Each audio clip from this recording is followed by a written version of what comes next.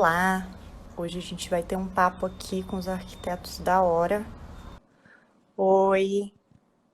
Olá, boa noite, Gaia. Boa noite, tudo bem, Rico? Tudo jóia. Olá, Oi! tudo bem? Tudo bom? Tudo jóia. Então, Oi, pessoal. Olá, tudo o bem? Thiago. Vou me apresentar um pouquinho do projeto, apresentar um pouquinho de vocês e aí a gente inicia um bate-papo mais informal.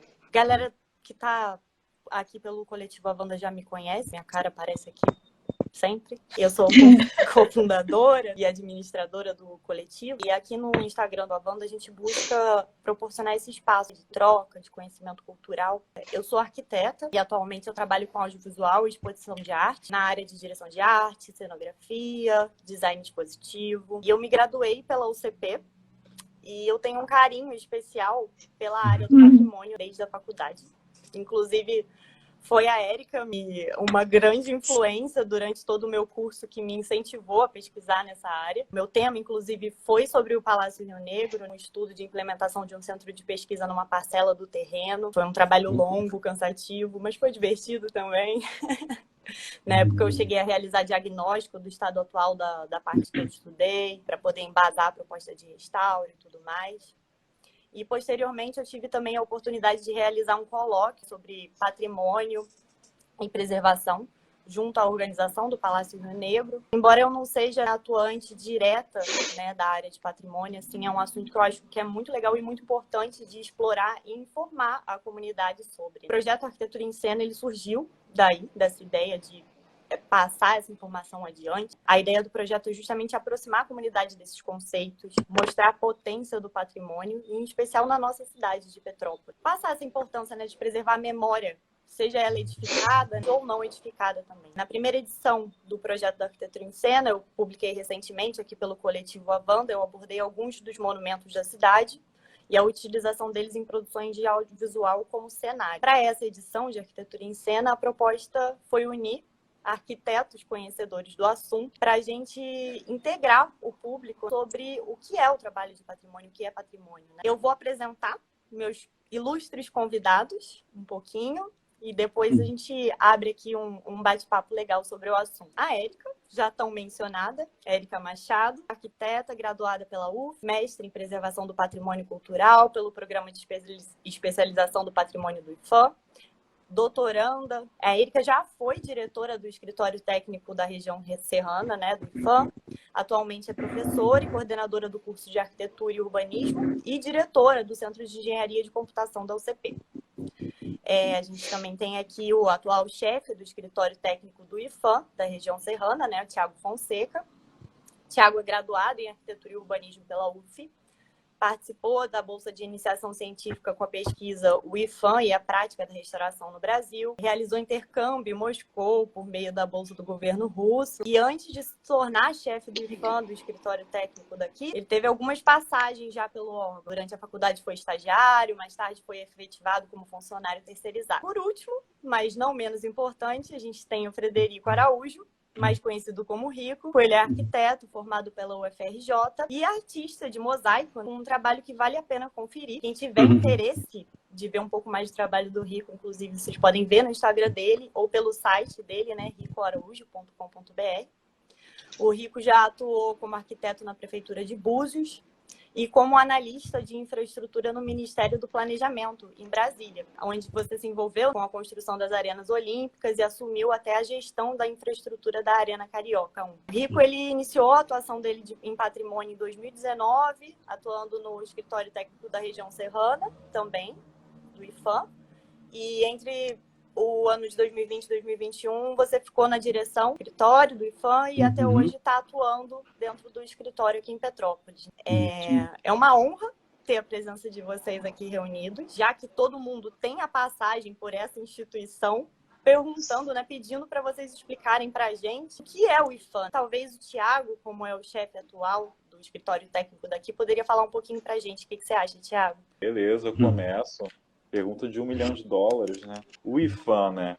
O IPHAN ele foi criado em 1937. Nessa época foi aqui no Brasil o órgão criado para reger essas questões de patrimônio. E isso coincidiu também com a criação do instrumento de tombamento. Então, de início, o IPHAN ele dava conta da preservação dos bens que são reconhecidos e tombados a nível nacional. Num primeiro momento, era restrito à parte mais material, digamos assim.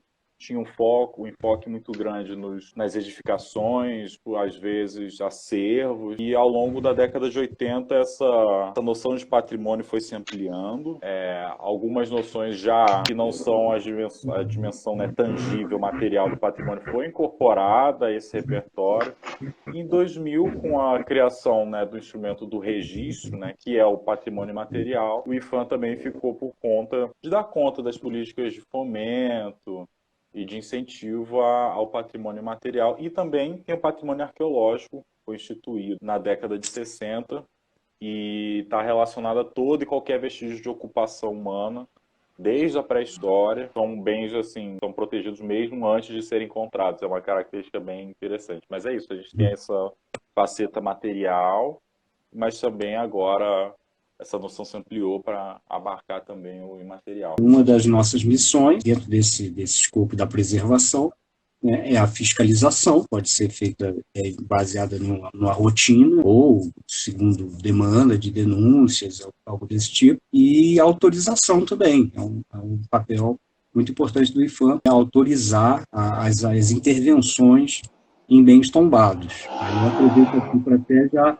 falar um pouco sobre esse mito de que um bem tombado não pode sofrer intervenção. Isso não é verdade, pode sofrer, mas tem que passar pelo crivo do IPHAN, que vai avaliar se essa intervenção vai comprometer ou não os valores, né, as características que devem ser preservadas. E uma outra missão muito importante é o reconhecimento, né? O reconhecimento do que deve ser tombado, mas o IPHAN não tira isso da sua cabeça, né? Isso vem da sociedade civil, vem de outras instituições, né? Qualquer um pode propor o tombamento de um bem. Cabe ao IPHAN avaliar se é pertinente ou não, né, essa proteção, né? E se for decidido que sim, o IPHAN vai ter essa missão de sempre acompanhar, monitorar, né, fiscalizar esse bem para que ele siga adiante, né, como uma herança, né, um legado que tenha muito a ver aí com o conceito da palavra patrimônio, né. O que é mais importante ainda das pessoas entenderem, assim, por que tombou? E até porque o termo em português para a gente é engraçado, né? Porque tem uma conotação às vezes engraçada, mas é porque protegeu, né? Protegeu porque tem uma importância, foi aferida uma importância para a coletividade, passou por uma análise multidisciplinar até ser protegido, né? Não é uma coisa do nada. E a importância da proteção, se a gente está falando de patrimônio material, né? É um testemunho da gente, é um testemunho identitário. Talvez seja até mais difícil compreender numa escala nacional, né? Porque o Brasil é pluridiverso, imenso, né? Continental. Então, às vezes é difícil, né? Porque o IPHAN tem a missão de proteger o legado de uma história desse tamanho e abarca tudo. Pode ser patrimônio natural, inclusive. Né? Às vezes é patrimônio de herança genética, sabe? São umas coisas assim, né? De uns temas que às vezes fogem um pouco ao nosso cotidiano. Mas o objetivo é proteger a identidade, é proteger todos os aspectos culturais, as memórias. É muito fácil dar aula em Petrópolis. É uma coisa assim, que é maravilhosa, que a gente caminha pelos testemunhos culturais, históricos do Brasil, todo dia. E é um privilégio e é uma missão imensa, e a gente sempre querendo fazer aquilo que a gente acha que é certo por essa missão coletiva. Eu queria emendar no que a Érica falou sobre a questão de orientar, né? A gente tem sim um trabalho que envolve uma parte grande de fiscalização e de autorização e análise de projetos, acompanhamento de obras.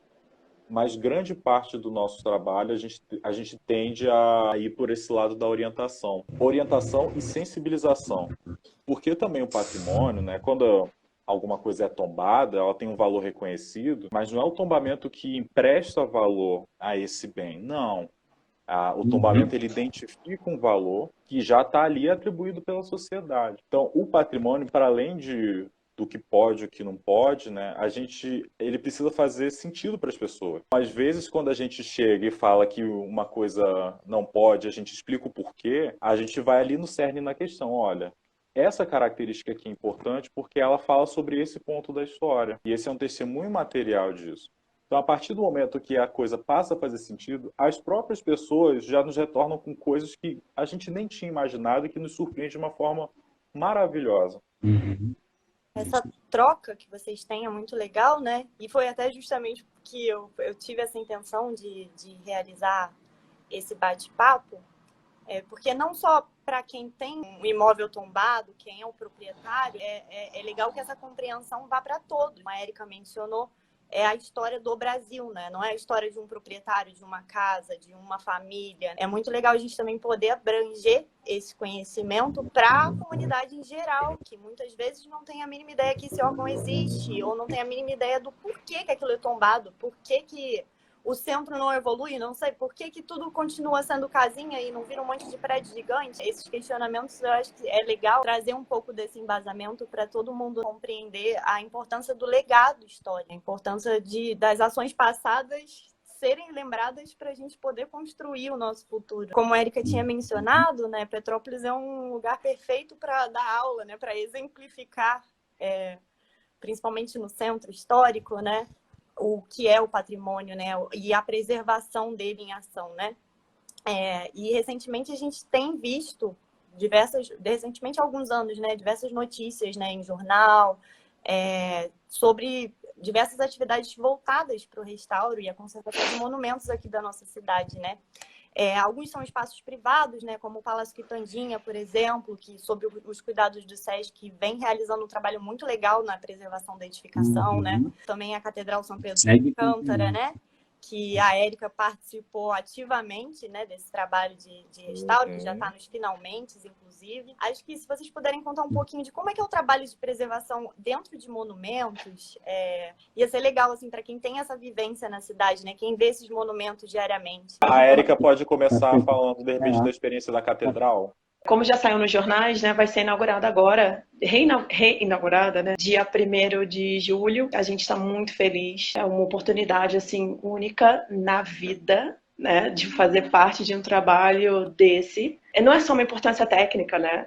As pessoas se casam na catedral, né? As pessoas têm inúmeras... Todo mundo que vem a Petrópolis vai à catedral. Inclusive, foi uma das premissas durante a intervenção, a catedral não foi fechada.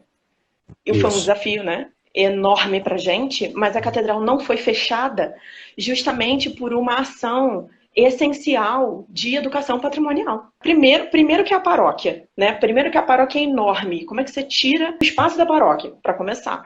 Né? Segundo, que as pessoas precisam ver o que está acontecendo. Então, cada dia era um desafio, porque você lidar com o público no meio de uma obra sem ter um horário fixo, né? Foram vários desafios, foram muitos anos de projeto, muitos anos. Foi uma ação coletiva de vários professores da Universidade Católica de Petrópolis que abraçaram o projeto. Foram anos, né, de muitos estudos e reestudos para entender quais eram as necessidades. Essa coisa de, né, patrimônio não pode encostar, pode mexer, deve mexer, né? A relação do bem tem que ser com o presente, né? Ele é um testemunho, Camilo Boito, maravilhoso, né? Teórico da nossa área. É um testemunho do passado, mas que fala com o presente, tem que atender ao presente.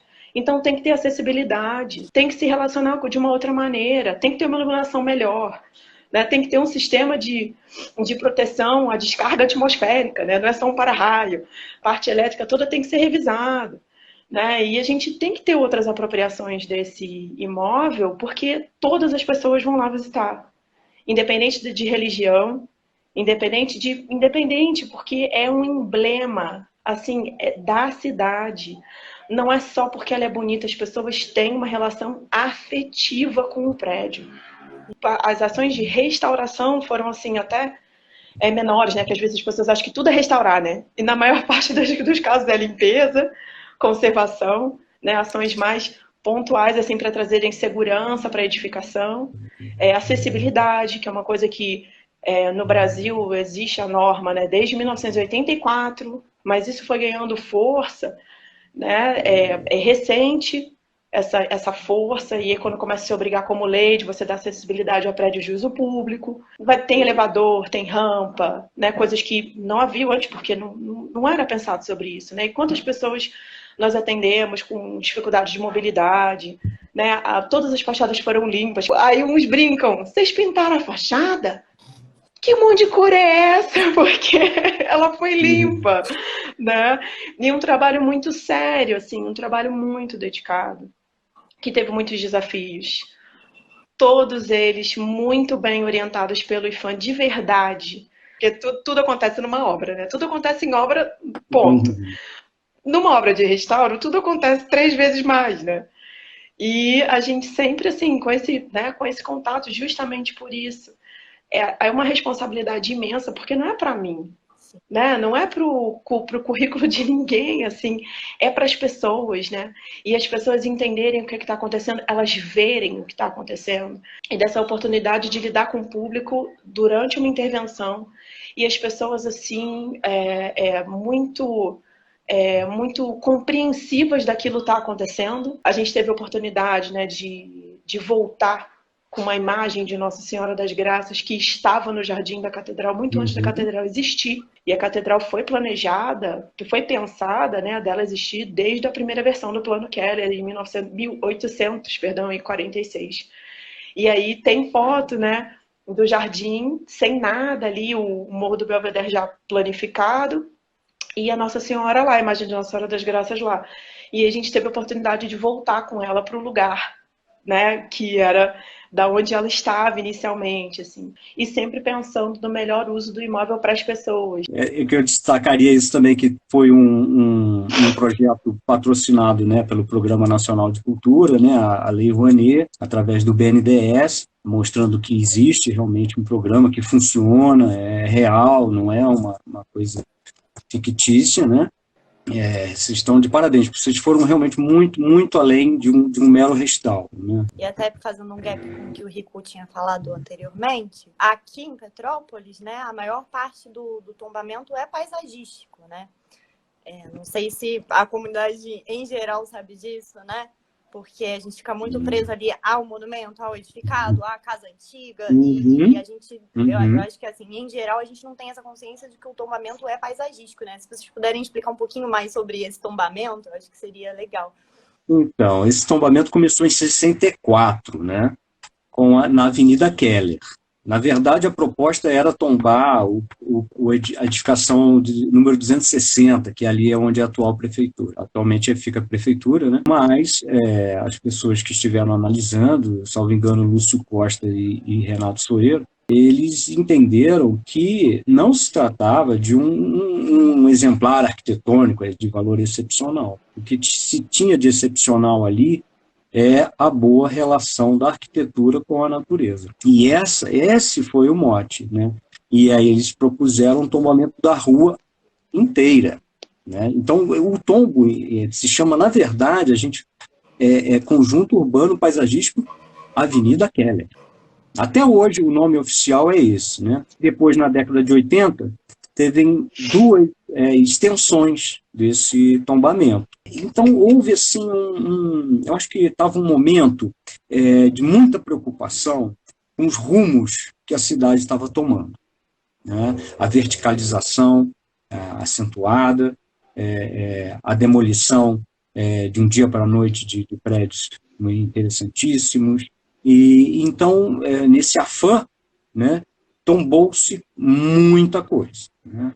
E esse conjunto urbano deixou de ser da Avenida Keller, virou realmente de Petrópolis, e tem um elemento aí que fez essa extensão ficar realmente monumental, que foram os rios, né? Tombaram a calha dos rios, praticamente, né, todos os rios do primeiro distrito, né, que é o Piabanha, o Palatino e o Quitandinha, né? Tombaram esses 3 rios e seus afluentes. E determinou-se, como área de entorno, 100 metros para cada lado né, da margem desses rios. Isso gerou uma área de gestão para o IPHAN muito além da capacidade, né, da equipe, né, do IPHAN à época, e também uma situação também conflituosa com a prefeitura, né? E hoje, né, voltando um pouco, 2017, 2018, 2019 ganhou muita força, a gente iniciou um processo de revisão desse tombamento, diante dessa dificuldade de gestão e de conflitos, né, com outros órgãos, né?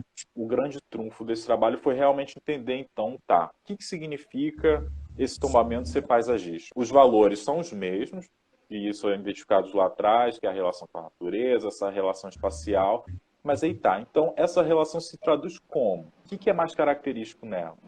E aí aqui a gente identificou, no IPHAN a gente chama de atributos, né, que são essas características. Então, justamente, esse isolamento da casa no lote, essa permeabilidade, as encostas vegetadas, geralmente, ou melhor, via de regras, apesar de haver muitas exceções, não ocupadas, né?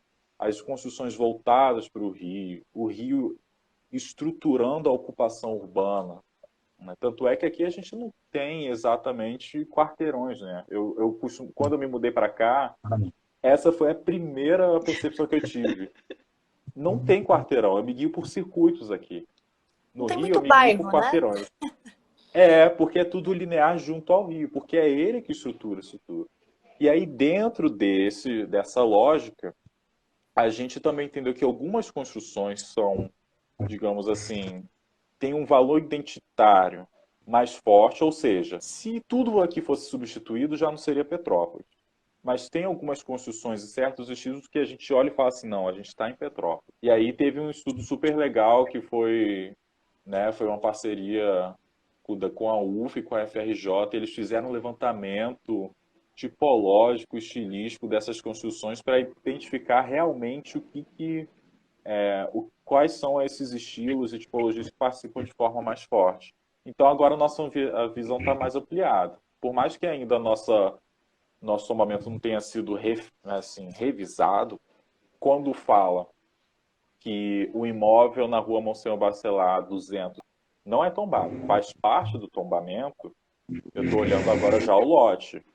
A gente não está se importando só com a construção. A construção ela se implanta no lote, o lote se implanta na rua, e aí a gente vai trabalhando com escalas. A gente está falando mais sobre morfologia urbana e ocupação urbana do que propriamente, especificamente sobre arquitetura. E outro trabalho que a gente fez é fazer uma leitura no território, aonde essas características, né, desse sistema, né, desse conjunto, estão presentes, né?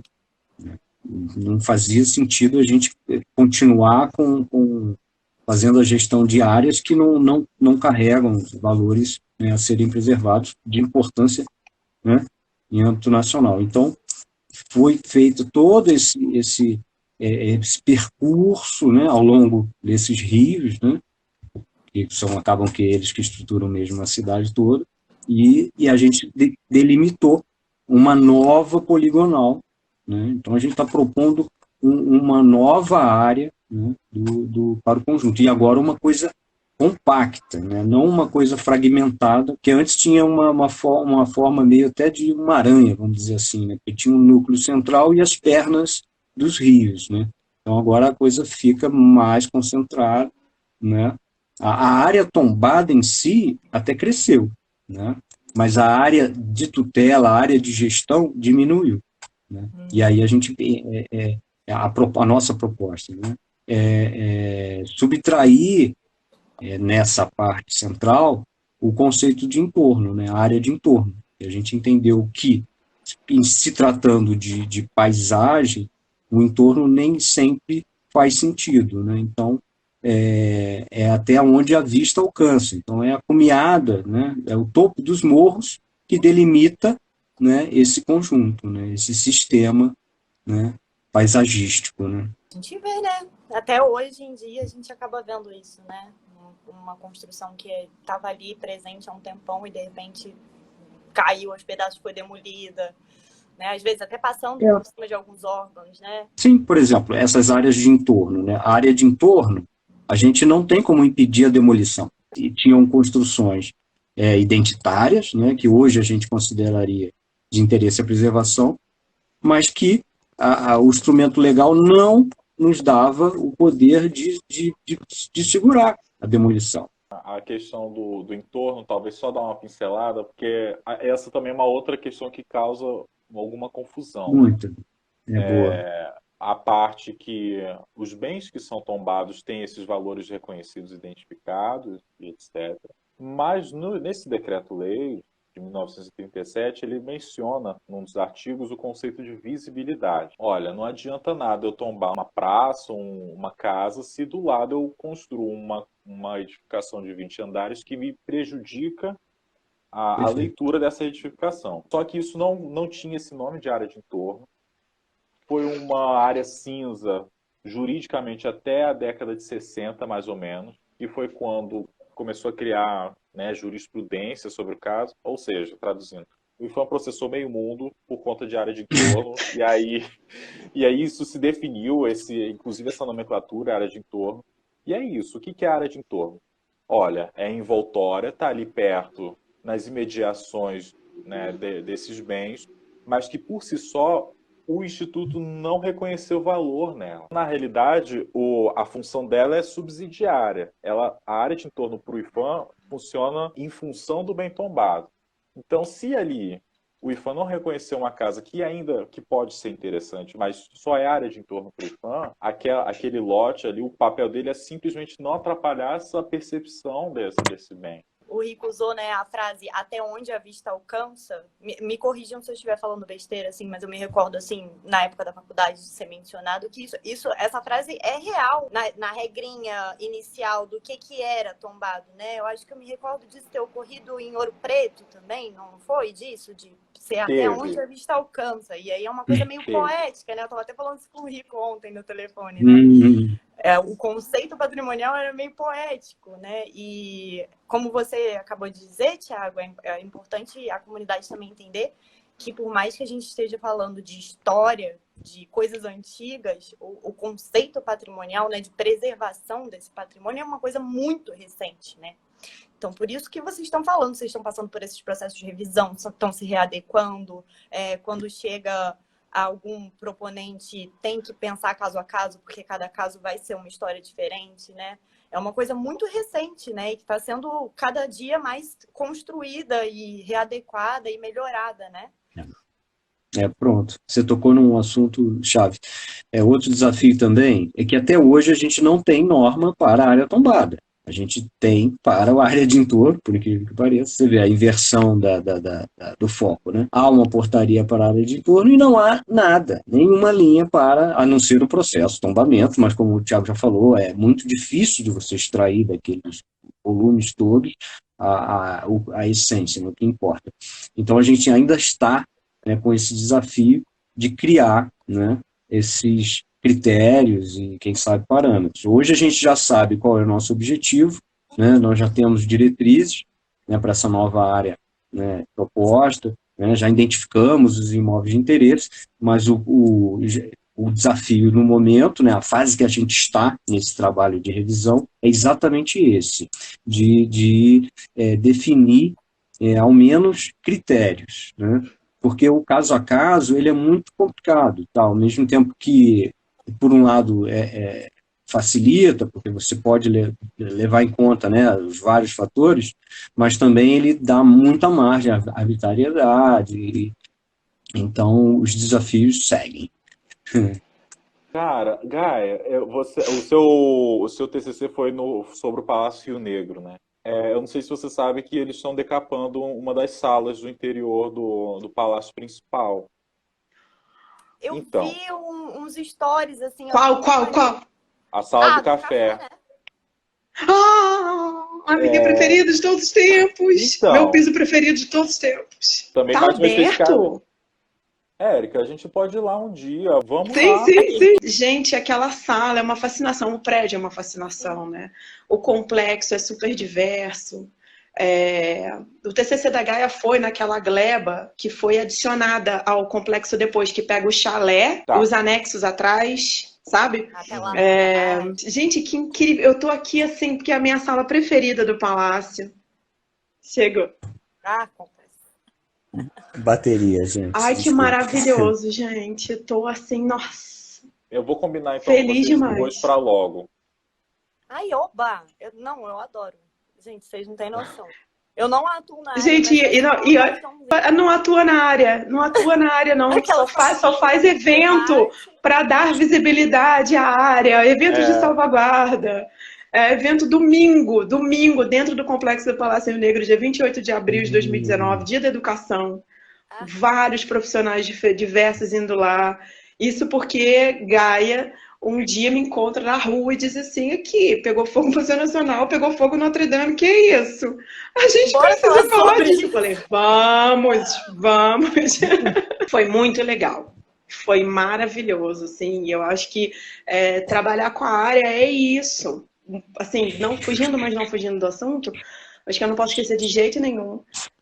Para ficar, já que está gravado, né, para ficar de fato registrado, eu gostaria de deixar pessoalmente assim uma singela homenagem e registro, porque nós recentemente perdemos o restaurador-chefe da obra da Catedral de Petrópolis. O restaurador, arquiteto Alexandre Mascarenhas faleceu num domingo, acho que já tem uma semana mais ou menos, né, 10 dias. E aí eu queria deixar registrado, porque infelizmente não é desse plano que ele vai ver a catedral ser inaugurada. Então, foi uma das pessoas essenciais para essa obra acontecer. Eu acho que eu não podia de jeito nenhum esquecer nessa oportunidade de deixar o registro, assim, né, que se a gente está falando de patrimônio, falamos da catedral, apesar de ser um fato, né, sendo um fato super triste, mas de deixar essa homenagem aqui de alguma forma, né? Por uma pessoa que fez bastante, por um imóvel que a gente falou aqui bastante hoje, né? Importante. Muito bom. Queria aproveitar que eu vi que lá no começo alguém fez uma questão aqui, uma dúvida. Foi o João Conceição, não sei nem se ele ainda está presente aqui na live. Ele está perguntando para vocês o que vocês acham de iniciativas para sensibilização e orientação do patrimônio, né? Como simulações, jogos. Vocês sabem, vocês conhecem alguma iniciativa do tipo? Vocês acham que é interessante?